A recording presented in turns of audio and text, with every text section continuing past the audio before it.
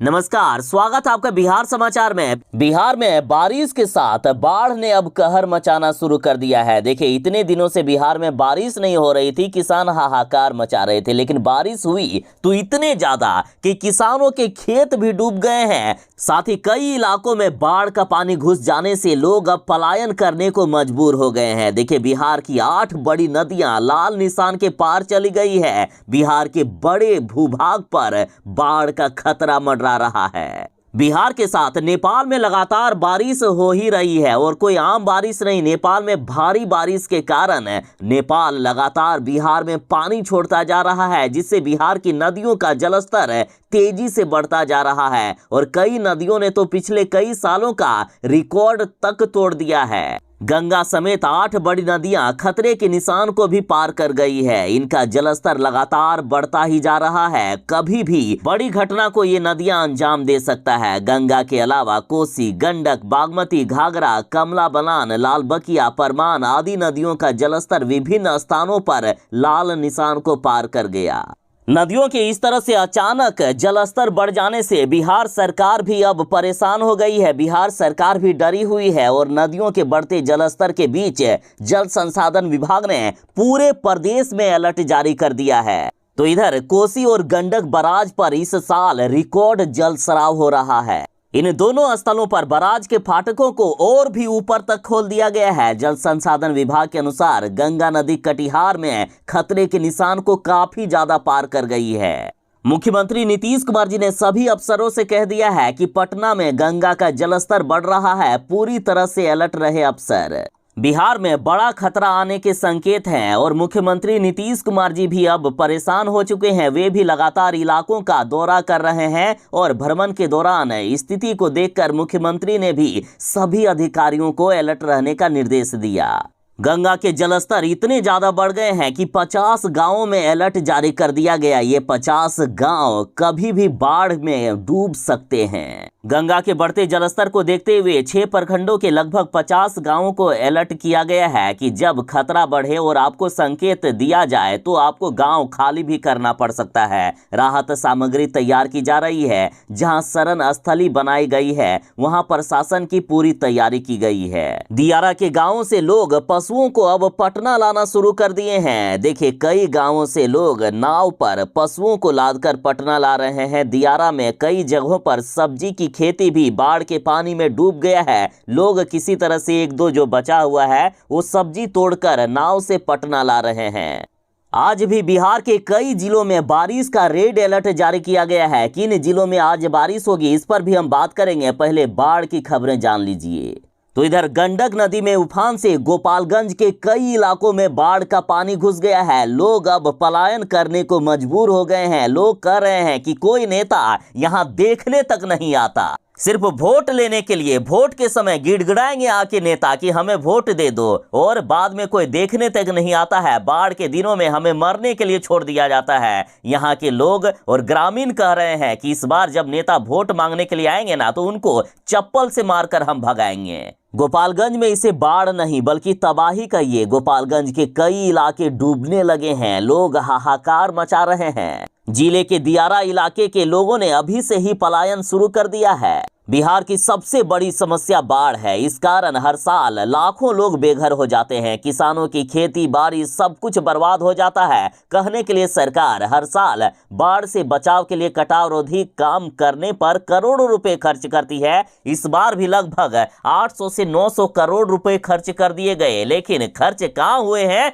कुछ भी पता नहीं चलता है। सब काम ज्यों का त्यों रहता है। बस बाढ़ के दिनों में सरकार बजट पास करती है और इनके कुछ भ्रष्ट नेता हैं जो हर साल वही काम करते हैं। इनकी जेबें भरती है हर साल।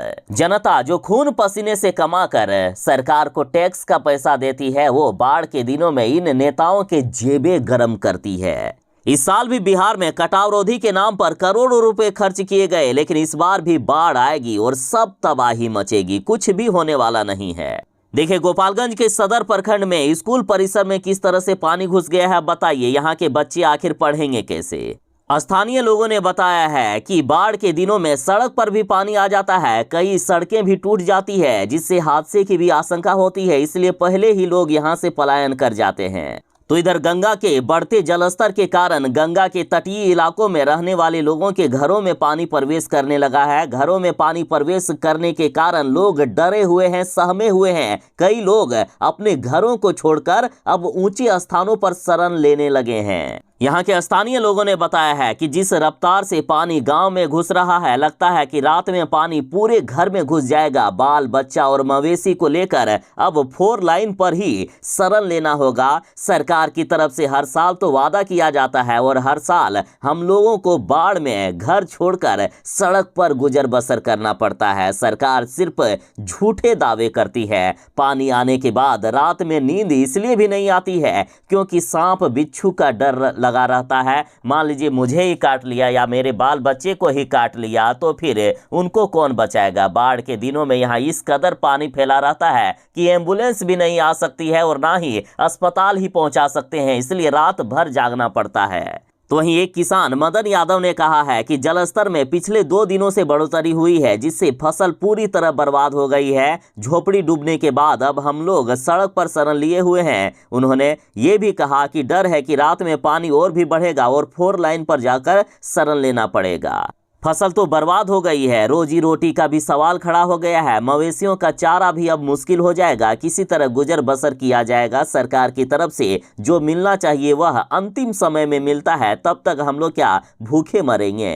पटना में बढ़ते जलस्तर के कारण लोग अपने घर को छोड़कर उचित स्थान पर शरण ले रहे हैं। नाव से अपने सामानों को ऊंचे स्थानों पर पहुंचा रहे हैं। कुछ लोग मरीन ड्राइव के पास आकर शरण लेने लगे हैं। लोगों को अपने पशुओं और सामानों के साथ पॉलिथीन टांग कर मजबूरी में रहना पड़ रहा है। गांधी घाट, कलेक्ट्रेट घाट और महेंद्र घाट पर अंतिम सीढ़ी तक पानी पहुंच गया है। तो वहीं गोपालगंज के सदर अस्पताल का जरा हाल देखिए। अब सरकार हर साल दावा करती है कि इस बार कम से कम अस्पतालों को तो हम बचा ही लेंगे, लेकिन कभी भी इनके दावे ना ही सच साबित होंगे और ना ही होने दिया जाता है। देखिए, चाहे बिहार में बीजेपी की बात करें या फिर नीतीश कुमार या लालू यादव, कोई भी बिहार में चुनाव अगले कई सालों तक जीत सकता है यदि उन्होंने बिहार के गरीबों के लिए काम किया। यदि बिहार में बाढ़ को जो भी सरकार रोक देगी, जो भी सरकार इन गरीबों के लिए भला करेगी, हर साल उन्हीं को वोट दिया जाएगा। लेकिन नेताओं की सबसे ज्यादा कमाई होती है बाढ़ के ही दिनों में, इसलिए ये कभी नहीं सुधरेंगे और कभी भी बिहार में बाढ़ को रोकने पर काम नहीं किया जाएगा। नहीं तो इतने सालों में नीतीश कुमार ने करके दिखा दिया होता, लालू यादव ने करके दिखा दिया होता। बीजेपी वाले तो कुछ करते ही नहीं है, सिर्फ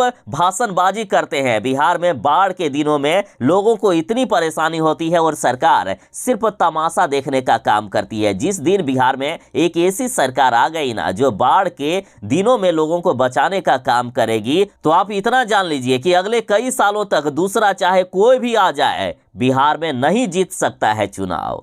लेकिन ये नेता लोग सिर्फ झूठे दावे करेंगे, झूठे वादे करेंगे। इनको क्या पड़ा है गरीबों से। बिहार के नेताओं पर यह कहावत बिल्कुल ही ठीक बैठती है कि अपना काम बनता, भाड़ में जाए जनता। और खास करके नीतीश कुमार पर सबसे ज्यादा सालों तक नीतीश कुमार और लालू यादव ने ही बिहार में राज किया है, फिर भी बिहार की ये हालात। तो बताइए कौन जिम्मेदार है इसके लिए। गोपालगंज सदर अस्पताल की बात करें तो पूरा अस्पताल परिसर पानी में डूबा हुआ है। बरसात का पानी जमा हो जाने की वजह से मरीजों में इन्फेक्शन बढ़ने का खतरा है। अस्पताल का इमरजेंसी वार्ड समेत पूरा परिसर झील में तब्दील हो गया है। नाले का गंदा पानी, लेटरिन तक का पानी अस्पताल की इमरजेंसी वार्ड समेत पूरे परिसर में फैल गया है। अब बताइए, यहाँ मरीज अब अपना इलाज कराने आएंगे या और बीमार होकर जाएंगे? क्या हो सकता है बताइएगा कमेंट में। बिहार के 1-2 जिले नहीं बल्कि 20 से 22 जिले प्रभावित होते हैं हर साल बाढ़ के दिनों में। पटना, मधुबनी, दरभंगा, भागलपुर, गोपालगंज, पश्चिमी चंपारण, पूर्वी चंपारण, कोसी, सीमांचल, कटिहार जैसे कई जिलों में बाढ़ ने अभी से ही तबाही मचाकर रख दी है। और यदि बारिश की बात करें तो आज भी बिहार के कई जिलों में भारी बारिश होने वाली है। आज तो कुछ जिलों में रेड अलर्ट तक जारी कर दिया गया है बारिश का। मौसम विभाग ने बिहार में भारी बारिश के साथ तेज आंधी, तूफान और वज्रपात की भी संभावना जताई है। वैसे तो पूरे बिहार में भारी बारिश का अलर्ट जारी किया गया, लेकिन इन जिलों में सबसे ज्यादा बारिश हो सकती है। ये जिले हैं पूर्वी चंपारण, पश्चिमी चंपारण, सिवान, सारण, गोपालगंज, सुपौल, अररिया, किशनगंज, सहरसा, पूर्णिया, सीतामढ़ी, मधुबनी, मुजफ्फरपुर, दरभंगा, वैशाली, शिवहर, समस्तीपुर, भागलपुर, बांका, मुंगेर, खगड़िया, जमुई, पटना, गया, नालंदा, शेखपुरा, नवादा, बेगूसराय, लखीसराय, जहानाबाद। साथ ही जिन जिलों में बारिश का रेड अलर्ट जारी किया गया है ये जिले हैं अररिया, पूर्णिया, किशनगंज, कटिहार, सुपौल, मधेपुरा और सहरसा। जरा सावधान रहिएगा इन जिलों के लोग। मौसम विभाग ने लोगों से अपील की है कि खराब मौसम में अपने पशु और खुद को बाहर निकालने से बचें। मौसम साफ होने पर अपने काम को खत्म करें। किसान जब खराब मौसम हो तो कृपया खेत में नहीं रहें। आंधी के समय संवेदनशील संरचनाओं से दूर रहें। मेघ गर्जन के दौरान पेड़ पौधों के नीचे नहीं रहें। ओलावृष्टि के समय सुरक्षित स्थान पर रहें। मौसम विभाग का साफ साफ कहना है कि इस दौरान जान माल की हानि हो सकती है। झुग्गी झोपड़ी या जो कच्चे मकान में रहते हैं उनके मकानों को भी क्षति पहुंच सकती है और साथ ही पेड़ गिरने की संभावना जताई गई है। बिजली सेवा भी बाधित हो सकती है। तो ये थी फिलहाल तक की एक बड़ी खबर। बाकी आपके जिले में क्या बारिश हो रही है, अपने जिले के मौसम का हाल कमेंट में जरूर ही बताइएगा। चलिए मिलते हैं बस थोड़ी ही देर में नई खबरों के साथ, नई अपडेट के साथ। तब तक के लिए दीजिए इजाजत। बाय। जय हिंद, भारत माता की जय।